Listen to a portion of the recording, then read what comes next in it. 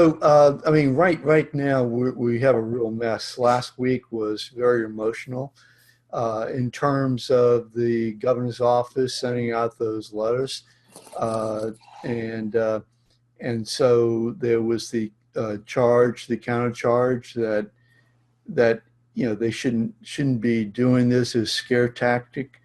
Um, I mean, what is going on there?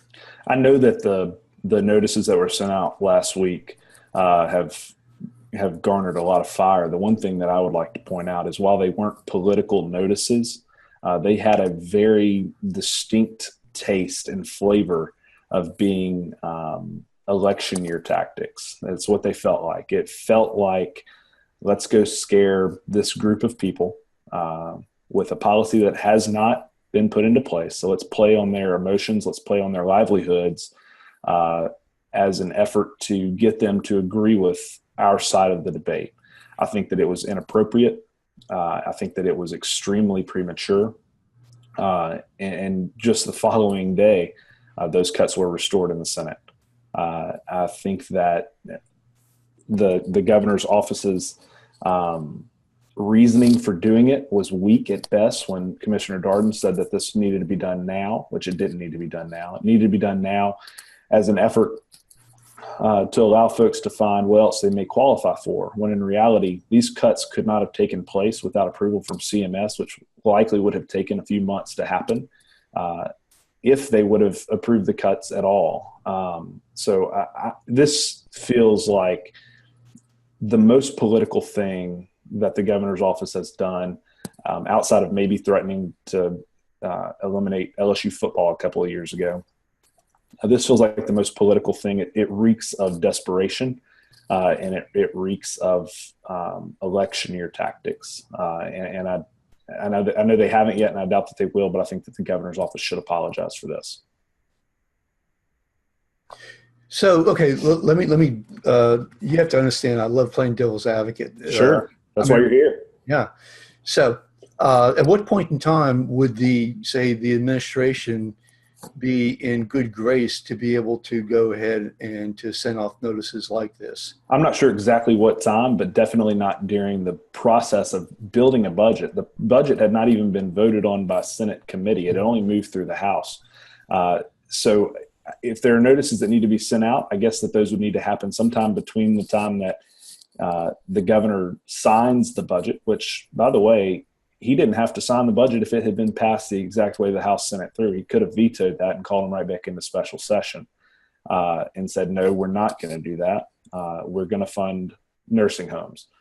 So if notices ever needed to be sent out, it would need to be in after a budget was enacted, after a budget became law.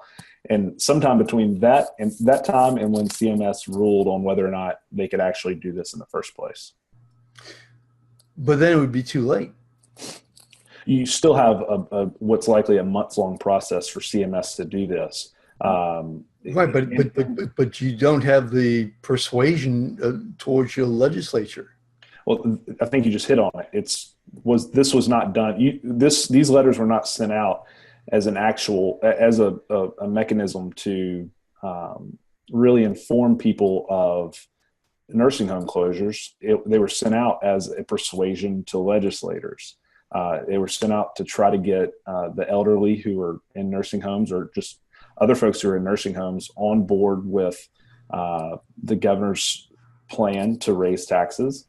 And that is unacceptable. It's not that notices were sent out. It's that notices were sent out with a political bent, with political reasoning, political logic behind them. That's where the problem comes into play. But isn't that the process? I mean, the thing is, and again, I'm just thinking aloud. I mean, I certainly, if I were in a nursing home, the last thing I'd like to see is a notice that I might be evicted. So I certainly understand, what you're saying. But, waiting till after, say, the legislature and the governor signs legislation is too late.